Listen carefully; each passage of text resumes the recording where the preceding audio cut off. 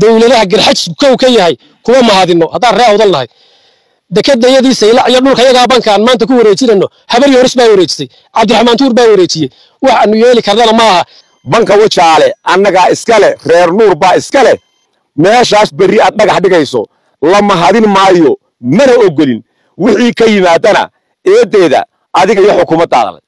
meeshan mayd iyo lafaa yaalla horaa loogu baabaay maantana tu kale ayaa ka dhici cigaal soo saari waayey maxay ahayd daayirayaal soo saari waayey siiraanya soo saari waayey musabix soo saari waayey xukuumaddayadii iyadoo 5 bilood jirta ay saxeexday NGO dhulkeedii ku wareejinayso leena warqad baan dhulka wala wareegnay anagu ma aqoonsanin mana jirtaan leena waanu isla qaadanay waxaanu isla garanay inaanu mashruuca la wado xaaraanta dhulka iyaga lagu qaadanayo aanu si wada jira xukuumad ahaan inta naga jirta iyo anagu baan u difaacno meelaha iskuulayda baa ku dhintay maanta colaad la bilaabo oo colaad bilowdaan colaad dhagax dhigtaan dhagax dhigaasi waxaan halkan maanta ku joognaa xildhibaanadii reer nuur golaha guurtida iyo wakiilada oo la isku yiraahdo baarlamaanka waxaan u nimidna halkan inaanu ka hadalno arinta banka wajaale baryahanba arinkeedu warkeedu socdo waxaan u sheegaynaa ummadda ilaahay halkan ku abuuray ku uuman reer nuur iyo abtiyaashood deegaankan ilaahay ku uumay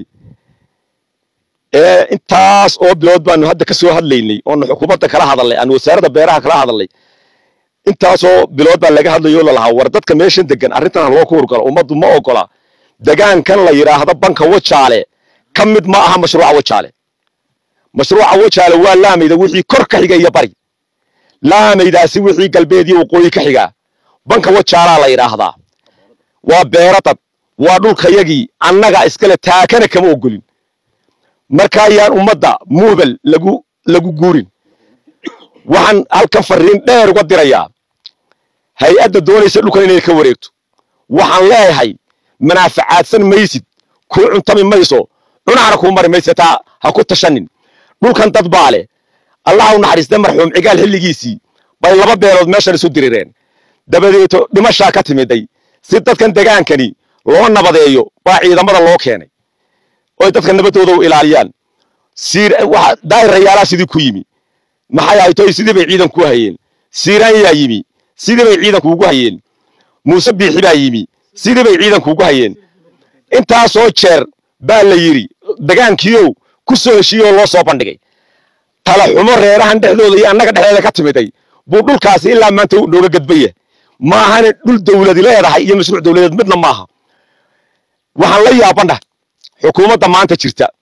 oo ah xukuumaddii aanu soo dhisnay eenu maskax iyo muruq iyo maalba gelinay laga soo bilaabo 2011 ilaa maanta markii kursiga fulaan u soo halgamaynay in annaga maanta ay ka bilowdo beeraha iyaga iyo deegaankiinii baan NGO ku wareejinayaa baabacada tibakada yaaban leenahay dhici mayso mana ogolin annagoo xildhibaanadii taatafayga farayna wax la yaabaa xukuumaddu waxay tidhi oo madaxweynuhu yiri dhulkani dawladda la wareegto warqad baan haynaa warqadda cigaal soo saari waayey maxay ahayd daayirayaal soo saari waayey siiraanya soo saari waayey musabix soo saari waayey xukuumaddayadii iyadoo 5 bilood jirta ay saxeexday NGO dhulkeedii ku wareejinayso leena warqad baan dhulka wala wareegnay anagu ma aqoonsanin mana jirtaan leena mid kale wax la yaabaa NGO-ga maanta meeshaas lagu wareejinayaa wax alla wax dokumentiisoon ka hayno iyo wax ummadana la galay iyo tala laga weydiiyey iyo waxay talay ku leeyihiin ma jirto muubal in dhulkayga lagu wareejiyo ogolaan mayno murtidu waxay ku dhantahay waxaan maqlaynaa berri baa la dhagax dhigay madaxweynaha imanaya madaxweyne waxaan ka fariin ku soo fareenayna annagoo weli rajo weyn ka qabna oo ku ixtiraamayna kursiga ku ixtiraamayna dadkii ku dhisay habeen iyo maalin ku soo jeeday meeshaas berri aad dhagax dhigayso la mahadin maayo mana ogolin wixii ka yimaadana eedeeda adiga iyo xukuumaddaada madaxweyne waxaan ku leenahay nimaan ku furi doonini yaanu ku rarin dadka halka warbixinta ka keenay ma warbixinta keenay wax runa maaha banka wajaale annaga iskale reer nuur baa iskale taa ka dhula kama ogolin mashruuca waa banka wajaale waa ka wadada wajaale timaada ka sareeya hadii la dhagax dhigay hadii la waraana shaqo taala ma madaxweyne waxaan ka codsanaynaa halkan inaad siligan ku xidhan sida ugu dhaqso badan looga furo ciidamada kama ogolin deegaanka naga ilaaliyo dib dambana u yeelmayno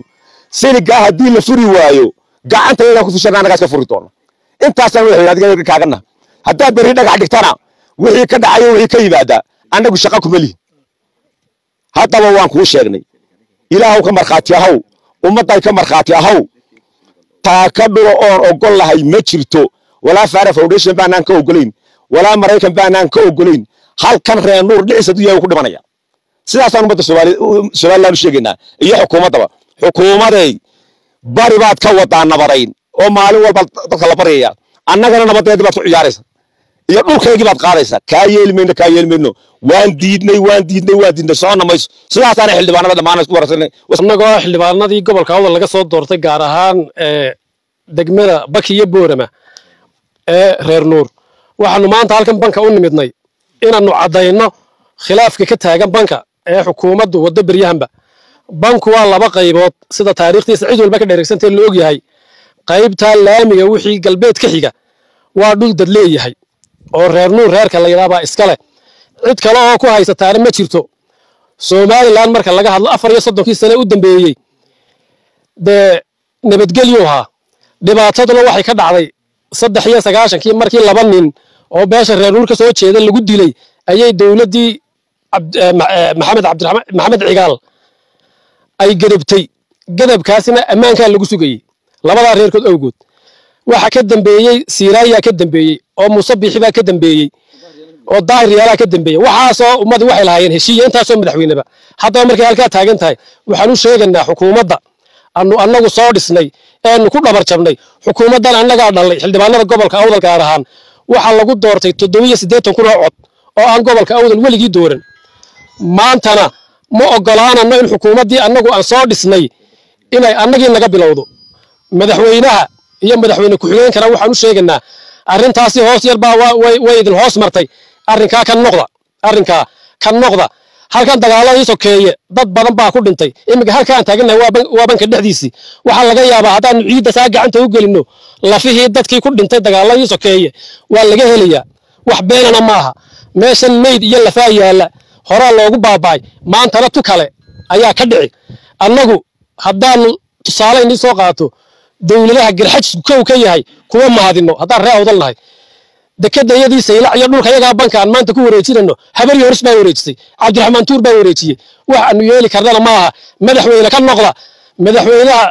madaxweynaha iyo ku-xigeenkiisa waxaan u sheegaynaa mudanayaal waan idin jecelahay welidi kama naaqoosan annagu xildhibaanadii idin soo saaray baan nahay maanta inaad naga bilowdaanna maaha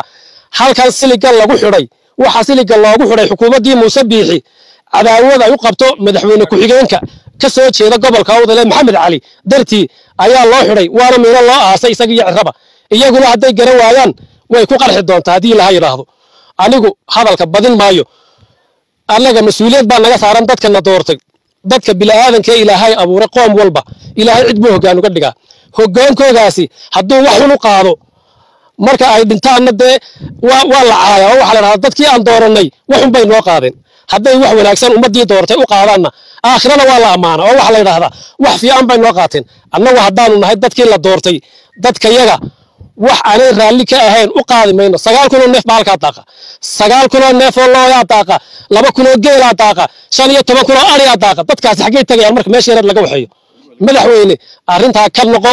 dibnayayna u dhicin arrintaa dhiig baa faraha lala geli haddii sidaa ay maanta ku socoto lagu sii wado xildhibaanadii golaha wakiilada iyo guurtida iyo qayb ka mid ah deegaanka ee beesha Reer Nuur baan ku joognaa ama bariga Boorama iyo degmada Baki waxaan halkan u nimidnay xaalad taagan baan u nimidnay xaaladaasi waxa weeyaan xaaladda banka Wajaale oo aad moodo in la midi roortaynayo oo dad interes iyo danali ay si gaar ah wax u wadaan waxa weeyaan bankani ma ahayn mashruuci Wajaale laakiin wuxuu ahaa bank gedban buu ahaa oo laga gedbay dadka sababa abni awgeed isku dhac ka yimiday laba beelood oo ku wada hadlay isku fahmi waayay deegaanka oo isku abtiya ayaa laga gedbay labadii beeloodna waxa weeyaan imiga inay hawshaasi iska dhameeyaan diyaar bay u yihiin wax maanta problem hooy taagan oo halka yaala ma jiro cid gadabtay bankani waxay ahayd golihii guurtidu maanta uu yimid markuu hadalkani soo baxay labadii beelood ay isku dilay meesha way la kulmeen labadaba way arkeen waxay u sheegeen in wixii iyaga ka dhaxeeya ee dhexdooda ay dhamaysanayaan laakiin gacan kale oo saddexaad iyo maran kale oo saddexaad oo loo soo waarido aanay diyaar u ahayn waxa weeyaan xukuumadda dawlad baan nahay sharci baan ku dhaqanaa waxa weeye sharciga in laga tallaabsadana ma waxa weeyaan guurtidu iyadaa inooga mas'uula oo sida dastuurku dhigayo inooga mas'uula nabadgelyada dhaqanka iyo diinta intaba iyadaa inooga mas'uula nabadgelyadu arrinkani soo hoosgalaya markii ay yimaadeen go'aan bay ka soo saareen markay la kulmeen labada dhinac go'aan bay ka soo saareen go'aankii ay ka soo saareen wuxuu ahaa in hawshii halkaasi ka taagnayd ee markii hore loo gadbay ay dhammaatay imikana loo baahan yahay in dadkii dhulka lahaa lagu celiyo go'aankii ay guurtidu soo saartay beddelkiisii waxa laga dhigay qof baa lagu wareejinayaa shakhsi waxa weeyaan dhulkani waxa ku nool 50 kun oo qoys baa ku nool 50 kun oo qoys iyo waxa la isbarbar dhigay hal qoys baa la isbarbar dhigay faaro injooga la yiraahdo waa hal qoys bal aqliga hal qoysna inuu nooleeyo 50 kun oo qoysna uu dilo de qaadanaya anagu ma aan fahmin